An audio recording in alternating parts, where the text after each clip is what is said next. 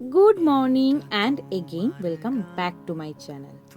আজ আমি চলে এসেছি একটা মিনি ব্লগ নিয়ে। এটা অ্যাকচুয়ালি একটা ট্রাভেল মিনি ব্লগ। যাচ্ছিলাম কলকাতা টু মন্দারমণি। সকালটা তোমরা দেখতেই পাচ্ছ, সকালের শুরুটা যদি এত সুন্দর হয় তো জার্নিটা কত সুন্দর হবে তোমরা বুঝতেই পারছো। সকালটায় যেতে যেতে এত বড় একটা র্যালি দেখতে পেলাম, যেখানে কম করে 300টা মতন বাইক ছিল। প্রত্যেকটা একই সাথে যাচ্ছিল এবং দেখতে ভীষণ অসম্ভব সুন্দর লাগছিল। তো এটা মা ওভার ব্রিজ ধরে যাচ্ছিলাম দ্বিতীয় হুগলি সেতুর দিকে।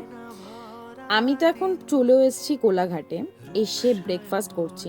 আমি যখন বেরিয়েছি তখন বাজে 5টা থেকে 5:30টার মধ্যেই বেরিয়ে গেছিলাম অ্যাকচুয়ালি। আর এই সময় আমি অলমোস্ট মাঝ রাস্তা চলে এসেছি। নন্দকুমার পৌঁছাইনি,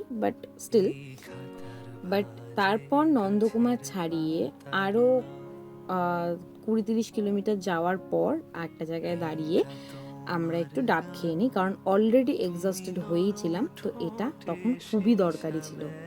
তো এটা খেয়ে, মালাইটা তো মিস করা যায় না, সেসব খেয়ে আমরা পৌঁছে যাই মন্দারমণিতে।